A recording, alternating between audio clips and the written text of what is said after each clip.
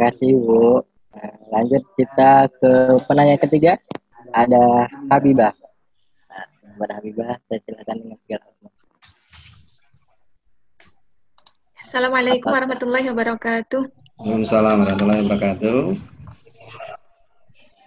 Terima kasih kepada Pak Moderator dan juga Pak Cahyo yang sudah memberikan materi.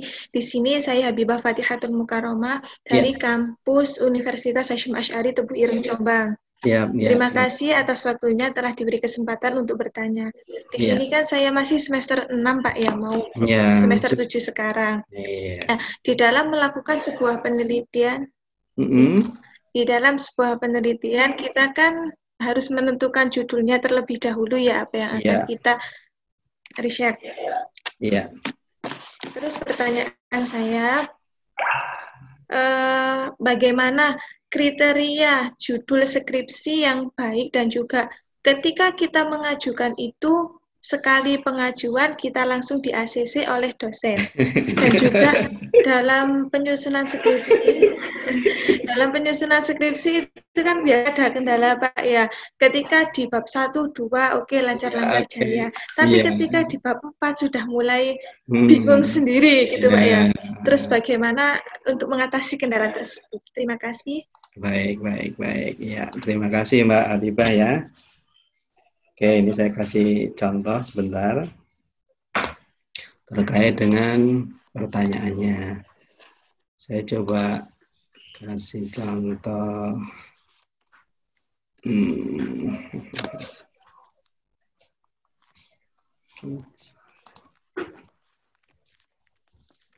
Share konsep. Nah, ini oke. Ini saya coba share ya. Nah, ini mungkin sekalian untuk menjawab rasa penasaran yang lain juga ya. Jadi terkait dengan proposal. Kalau ini sudah teknis, ini sebenarnya materi keempat, tapi saya kasihkan di sini nggak apa-apa. Jadi kita pertama berbicara terkait dengan proposal itu sendiri. Jadi proposal itu secara umum dia akan menggambarkan atau menjelaskan penelitian yang akan hendak kita teliti. Itu yang pertama, konsepnya kan kita harus tahu itu. Kemudian penelitian merupakan pedoman bagi peneliti, pedoman bagi peneliti dalam melaksanakan penelitian. Jadi proposal itu nanti gambarannya yang akan kita lakukan di lapangan untuk melakukan penelitian. Pada hakikatnya proposal itu isinya hampir sama, cuma mungkin nanti ada beberapa kebijakan yang berbeda. Nah, ini kita coba terkait dengan logika ini. Hubungan berpikir ilmiah, teknis, dan sebagainya. Jadi, oke, ini nanti aja. Saya kasih langsung yang contoh ini aja. Contoh langsung. Judul itu seperti apa? Maaf. Nah, ini dulu. Proposal. Proposal itu yang pertama lengkap sesuai format, bahasa mudah dipahami, ada benang merah antara judul, latar belakang, rumusan, tinjauan, metode dan sebagainya. Nah, di judul itu menarik, ringkas dan jelas. Karena apa? Penelitian itu dia akan menunjukkan apa yang akan kita teliti. Kadang kita menganggap sesuatu judul itu bagus, tetapi kadang penelitian itu nanti bias judulnya. Jadi masih memunculkan pertanyaan lain gitu loh. Nah, kalau bisa judul itu jelas. Contoh itu tadi Mbak, misalnya implementasi pembelajaran PAI pada anak autis. Jelas kan? Jadi sederhana, simple tapi kena gitu. Iya. Nah, itu contohnya. Nah, tergantung nanti Mbak Habibah mau melakukan penelitiannya itu nanti, saya suka yang kuantitatif atau saya suka yang kualitatif, itu monggo, nanti itu tergantung. Yang pertama itu, judul itu menarik. Kemudian menunjukkan dengan tepat masalah yang hendak dipecahkan. Nah, ini tadi seperti yang saya sampaikan di awal. Hampir 40% proposal itu intinya ada di latar belakang masalah. Nah, kadang kita menganggap wah mencari masalah itu mudah. Tidak semudah itu kalau dalam penelitian. Karena apa? Perumusan masalah itu kita harus tahu betul masalahnya apa, bedanya dengan yang lain apa, terus kemudian contoh yang sudah dilakukan apa dan sebagainya. Ya, jadi dari sisi judul Itu menarik, ringkas, jelas. Kemudian di masalah juga nanti harus baru, harus bagus, berbeda, itu ya. Kemudian tidak membuka peluang penafsiran yang beraneka ragam. Nah itu tadi, judul itu jangan sampai bias sebisa mungkin, yang menunjukkan yang berbeda. Kemudian ada kreativitas baru atau original terhadap masalah yang akan dipecahkan.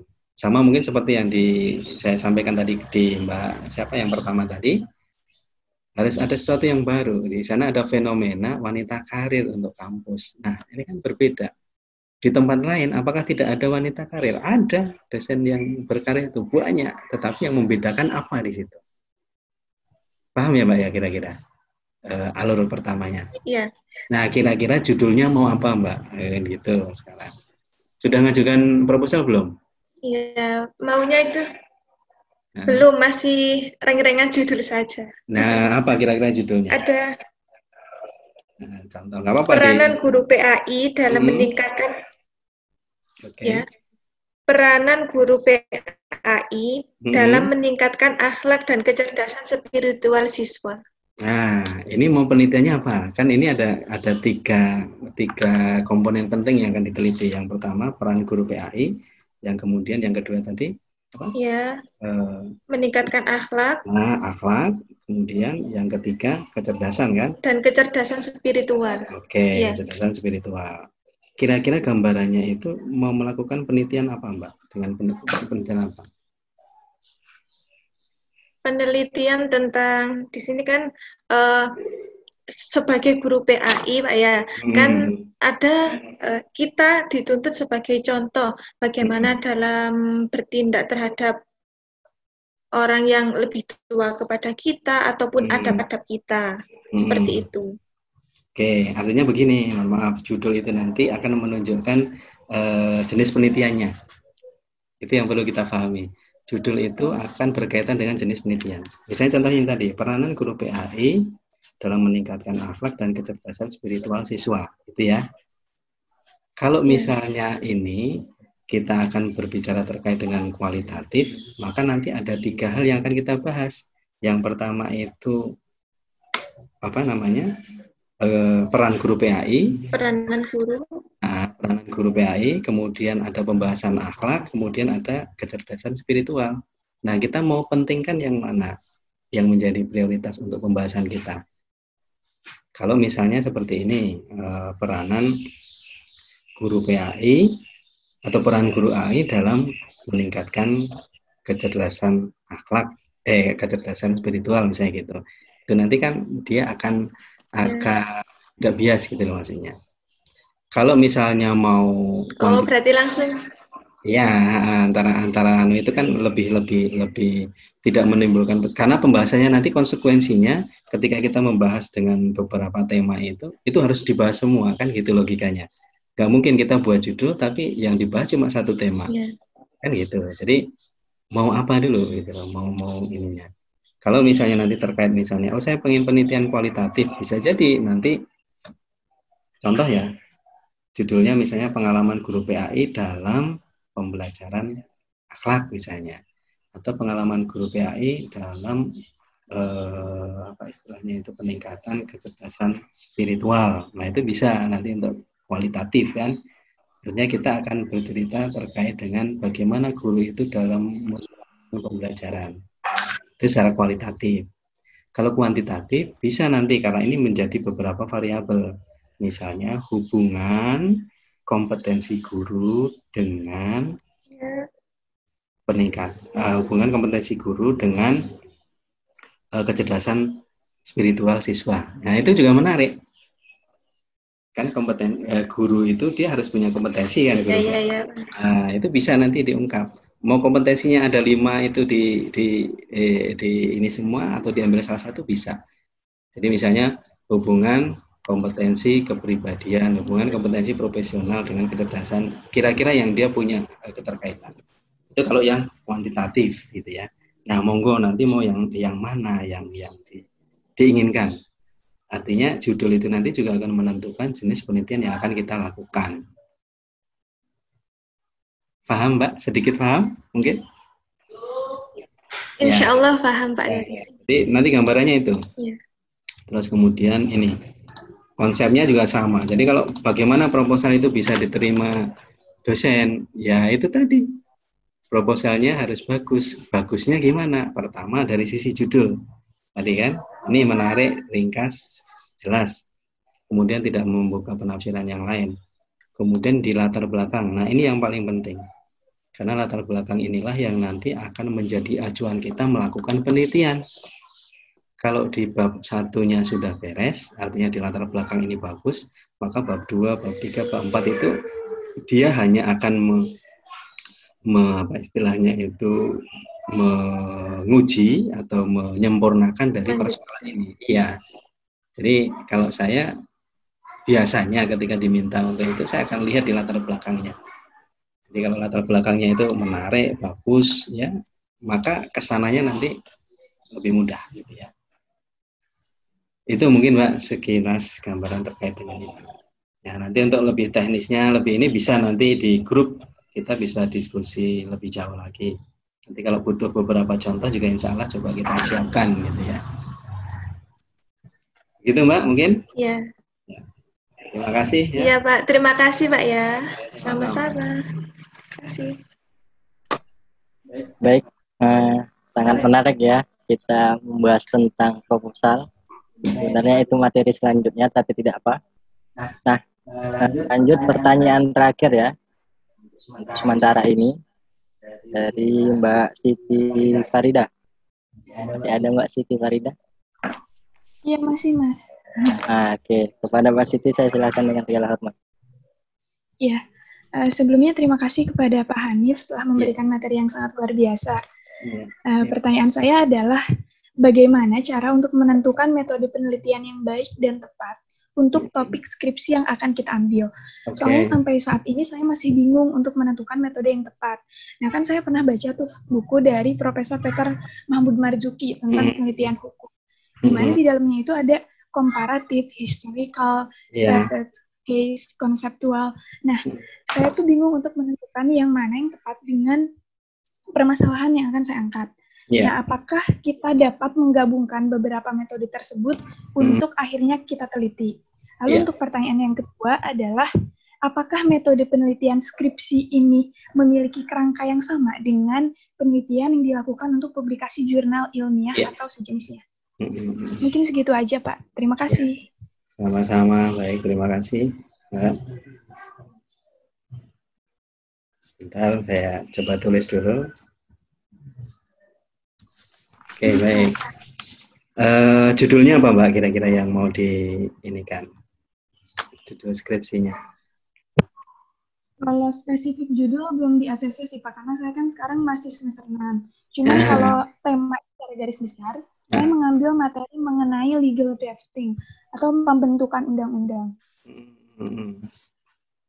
Pembentukan undang-undang ya. Iya. Ya, bisa nanti.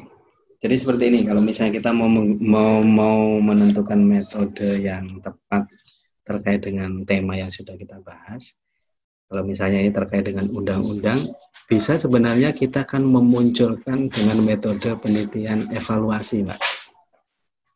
Jadi mungkin sekilas tadi saya sampaikan ya, evaluasi kan ada undang-undang yang sudah dibuat misalnya gitu ya. Ada undang-undang yang sudah ada. Nah, kemudian kita akan mengoreksi undang-undang tersebut. Implementasinya seperti apa, hasilnya seperti apa, kebermanfaatnya yang seperti apa. Nah, itu bisa masuk pada penelitian evaluasi. Ya. Itu yang pertama. Atau kalau misalnya kita mau bagaimana orang-orang itu menanggapi terhadap adanya undang-undang tersebut, maka kita bisa melakukan penelitian kualitatif. Dengan cara apa? Kita akan mewawancara orang-orang yang mempunyai apa istilahnya itu peran dalam adanya undang-undang itu. Seberapa besar pengaruh undang-undang itu dengan masyarakat misalnya gitu. Atau kuantitatif juga sama. Jadi kita akan melakukan misalnya penelitian kualitatif dengan cara mensurvei, melakukan survei terhadap masyarakat yang dia berkaitan dengan itu tadi pelaksanaan undang-undang yang akan kita lakukan, yang akan kita teliti gitu ya. Jadi berkaitan dengan apa namanya metode itu tergantung nanti kita mau mengarahkannya kemana dulu. Kalau kita mau misalnya di awal tadi konsepnya adalah ketika kita kuantitatif maka kita akan menguji asumsi yang sudah ada. Tapi kalau misalnya kualitatif kita akan mencoba menjawab pertanyaan penelitian, kenapa itu terjadi, apa yang membuat itu terjadi, kenapa masalahnya dan sebagainya lah, itu yang bisa kita munculkan. Itu ya Mbak ya. Itu secara sederhana. Nah kalau ada judul konkretnya minimal itu mungkin nanti bisa ada apa namanya gambaran lebih lanjut. Kemudian yang kedua, apakah kerangka skripsi dan jurnal itu sama? Pada prinsipnya semua penelitian, semua metode, semua riset itu sama. Ya, jadi yang pertama dia ada bab pendahuluan, kemudian bab pembahasan, kemudian yang ketiga bab kesimpulan. Cuma verifikasi dari masing-masingnya itu berbeda-beda sesuai dengan kebutuhannya. Tapi pada intinya semuanya sama. Skripsi juga sama, pendahuluan dia akan berkaitan dengan apa? Latar belakang masalah, rumusan masalah, tujuan masalah, kajian teori yang ada, ya. Kemudian nanti sampai ke apa namanya? Istilahnya itu manfaat dari penelitian. Kemudian di bab kedua kita akan menjelaskan kajian relevan yang sudah ada, teori-teori yang mendukung, kemudian sampai ke metodenya. Yang ketiga kita adalah di akhir bagian itu adalah analisis dan laporan. Begitu pula dengan jurnal. Nah, kalau jurnal itu dia lebih diringkas lagi. Artinya apa? Kalau skripsi misalnya ada yang kebijakan kampus misalnya dia membuat skripsi minimal 80 lembar gitu, include dari awal sampai akhir. Nah, bagaimana membuat 80 lembar itu menjadi jurnal itu paling banyak biasanya sekitar 15 sampai 20. Jadi meringkas persoalan yang besar dari skripsi ini misalnya dia menjadi sebuah jurnal yang mampu mengakomodir atau menjelaskan persoalan itu. Tetapi pada intinya kerangka antara skripsi, jurnal atau riset itu juga sama. Artinya dia akan seperti itu. Kerangka besarnya itu pendahuluan, kemudian yang kedua pembahasan, ketiga pelaporan gitu ya. Jadi intinya cuma gitu. Nanti apa isi-isi di dalamnya itu tergantung dari masing-masing yang akan kita sesuaikan dengan template biasanya atau aturan ketentuan yang sudah ditentukan. Begitu Mbak, kira-kira? Baik Pak Hanif, terima kasih atas pencerahannya. Ya, sama-sama. Nanti kalau misalnya masih butuh bisa ini kan di grup ya, kita bisa diskusi lebih banyak. Iya, baik Pak, siap.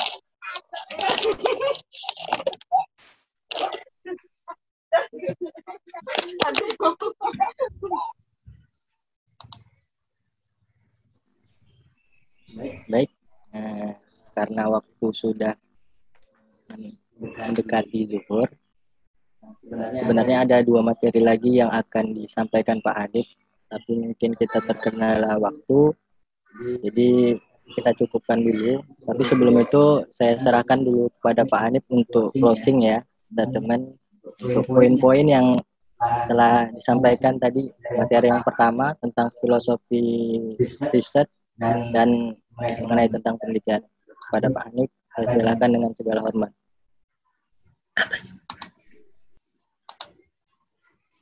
Baik, terima kasih Mas untuk materi yang sebenarnya banyak ya yang perlu kita bisa diskusikan, tapi karena terkendala waktu ya ada beberapa poin penting yang coba kita sampaikan. Jadi intinya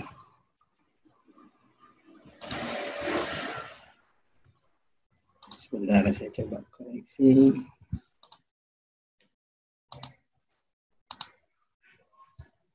Nah, penelitian yang baik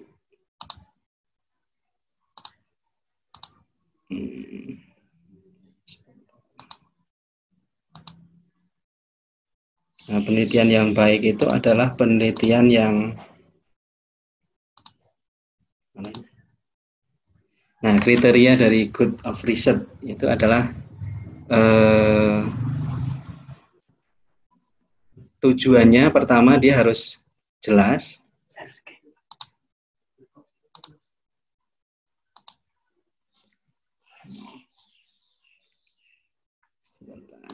Bentar ya, mohon maaf ini materinya.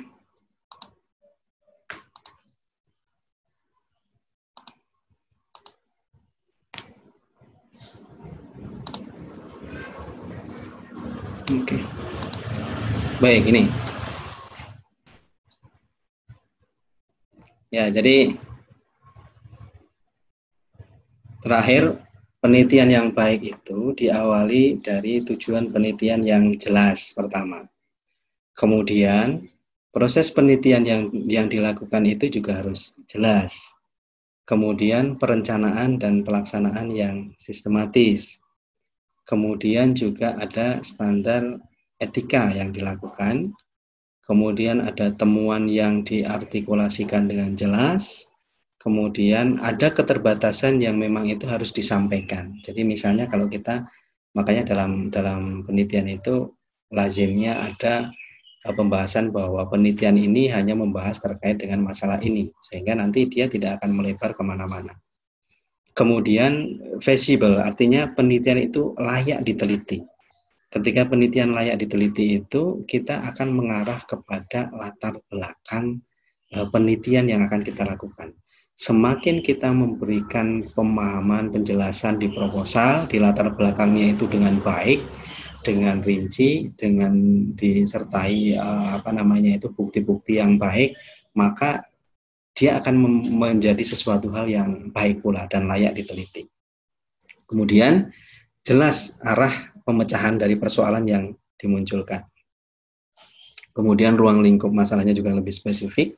Kemudian ada signifikansi dari penelitian yang dilakukan. Nah, selama ini memang penelitian-penelitian itu sifatnya hanya untuk memenuhi kewajiban.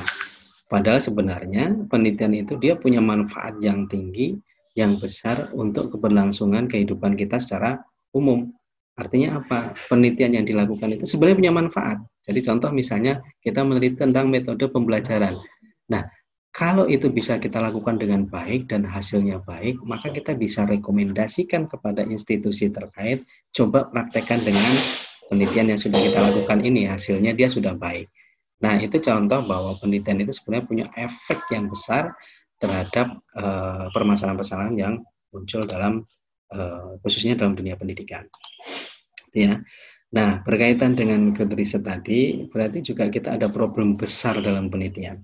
Yang pertama memang secara makro atau umum, pelatihan ilmiah, penelitian dan sebagainya itu masih kurang terkait dengan pelatihan metodologi, kemudian pelatihan penulisan naskah, penelitian yang baik, jurnal yang baik, dan sebagainya.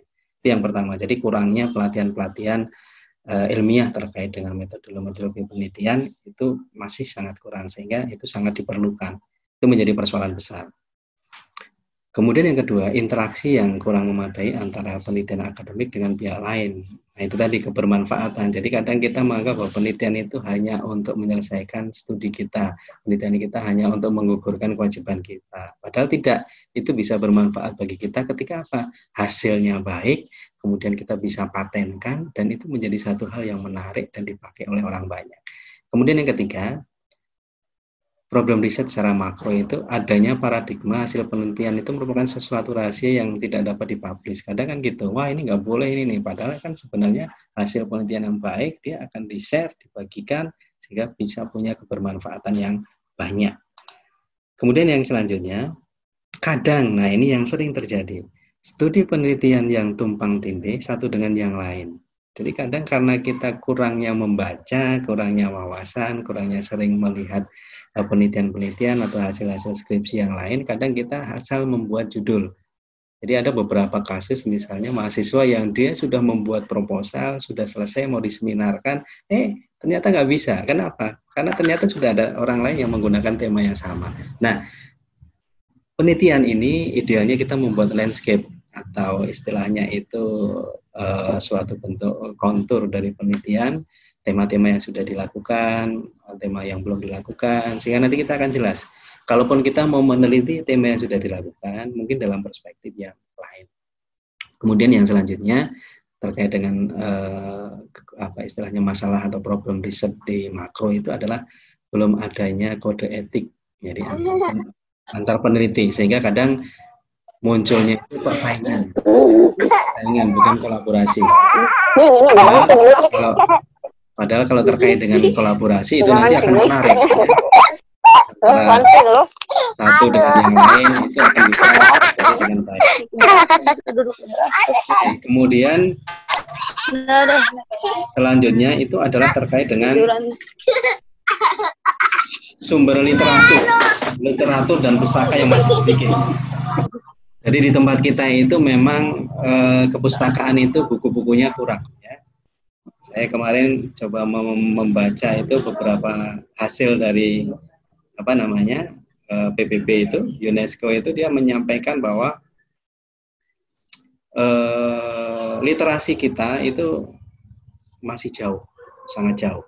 Jadi kalau gambarannya itu orang-orang di luar itu membaca buku 1 tahun itu bisa sampai 30 buku selesai, kita 1 buku itu kadang kurang dalam 1 tahun. Nah ini kan sangat luar biasa kurang gitu ya.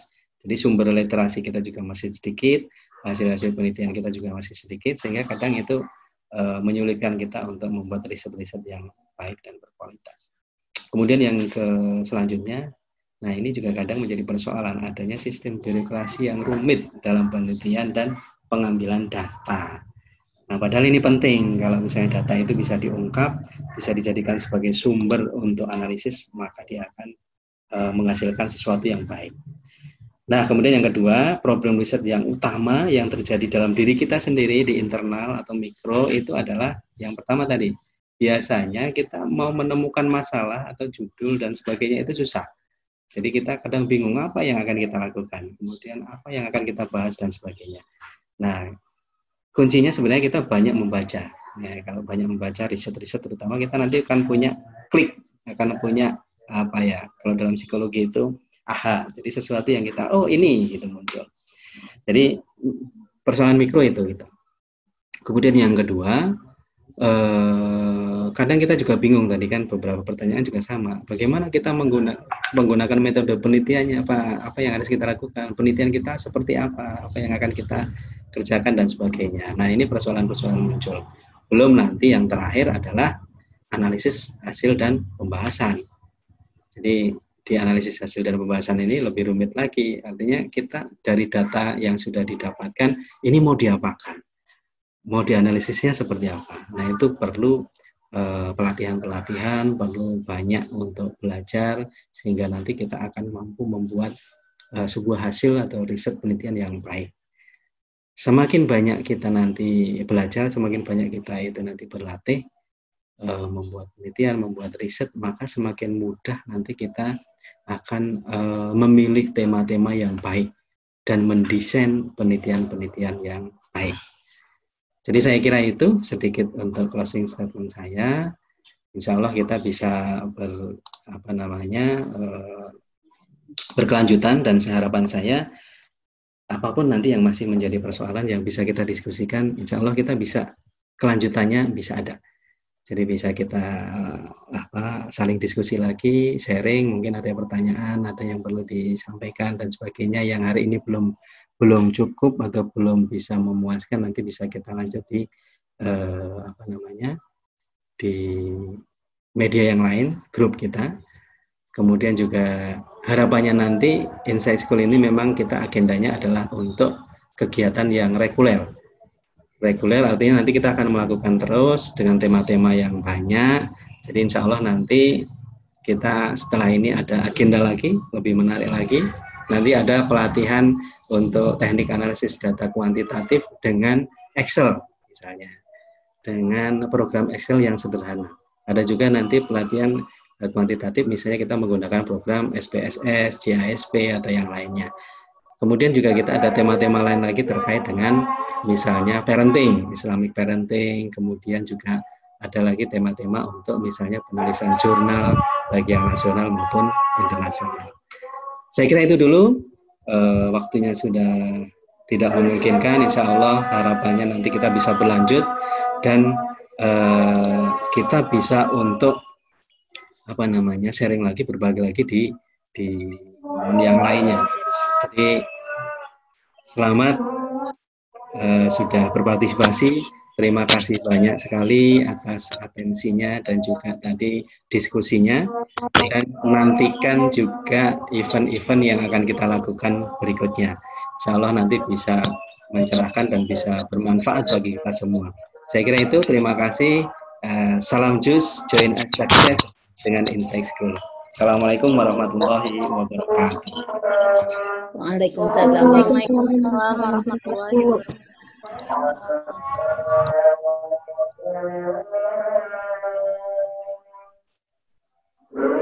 Waalaikumsalam warahmatullahi wabarakatuh. Oke, sangat luar biasa pemateri kita hari ini. Saya sebagai moderator juga seorang mahasiswa terasa tercengang ya, karena sebagian yang diberikan Pak Hanif ini tidak saya dapatkan di kuliah atau mungkin saya tertidur ya. Nah, jadi sangat menarik. Jadi saya berharap kepada teman-teman yang mengikuti diskusi kita hari ini itu membuat video ya, reaction atau saran atau apa macam tanggapan teman-teman terhadap materi yang telah kita lakukan ini. Nah, untuk mengakhiri kita, sebelumnya saya akan ceritakan terlebih dahulu tentang job desk kita ke depannya. Karena pelatihan ini akan dilaksanakan 3 kali sebenarnya. Yang pertama basic, yang kedua middle, dan yang ketiga adalah advance.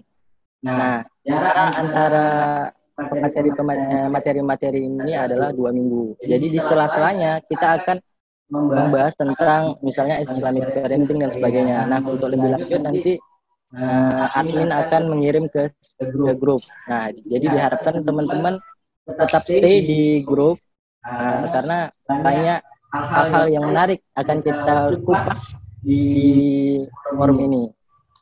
Terlebih lagi jika teman-teman ada ingin mengadakan kelas khusus ya, privat untuk misalnya konsultasi mengenai tentang skripsi teman-teman atau tesis teman-teman atau disertasi teman-teman, apapun bentuknya, jurnal atau sebagainya, bisa konfirmasi terlebih dahulu ke admin agar admin membuatkan jadwal untuk konsultasi langsung kepada Pak Hanif.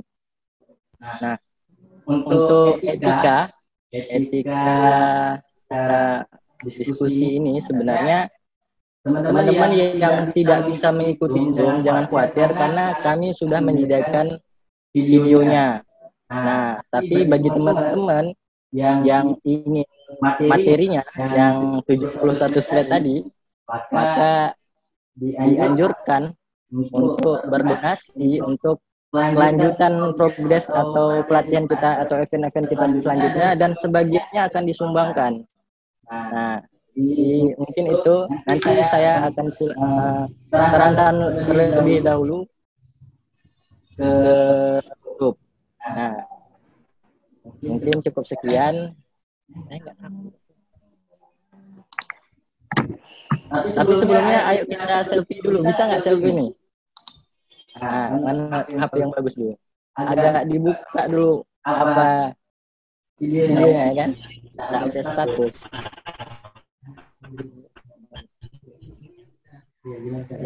Oke, senyum ya, senyum yang terbaik. Nampakkan calon mahasiswa atau calon ibu atau semuanya sukses. Tadi kata Pak Hanif kan join us sukses. Nah, mantap kali. Cukup mantap betul. Ya, sabar ya, senyum ya. Mana enggak ada? Dua setengah 4. Aku juga tiba-tiba ini sendiri. 2,1/3. Ya. Cepet. Dah. Bentar. Agak bingung nih ya. 1, 2, 3. Oke.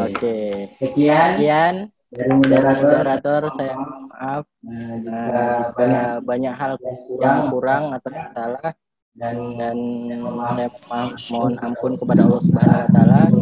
Assalamualaikum warahmatullahi wabarakatuh. Assalamualaikum warahmatullahi wabarakatuh. Waalaikumsalam warahmatullahi wabarakatuh. Waalaikumsalam warahmatullahi wabarakatuh. Jumpa lagi teman-teman. Sampai jumpa. Sampai jumpa. Selamat beribadah dan semangat membuat skripsinya. Aduh, senyum udah anak itu udah mati kan ini Bu? Belum mati. Kalau mau foto lah dulu.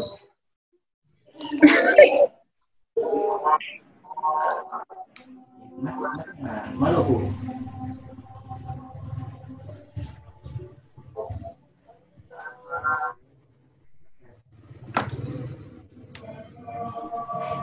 Dan terima kasih untuk orang-orang yang datang panggung yang udah ngundir-wandir. Dimatiin.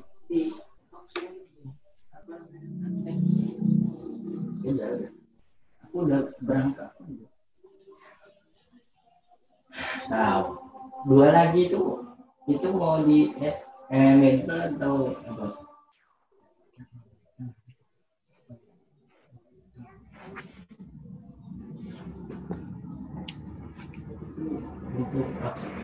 Ini pasti ada yang nanya nih konsultasi ya. Maksud kita apa ya yang nanya itu langsung saya suruh chat Pak. Itu aja gitu.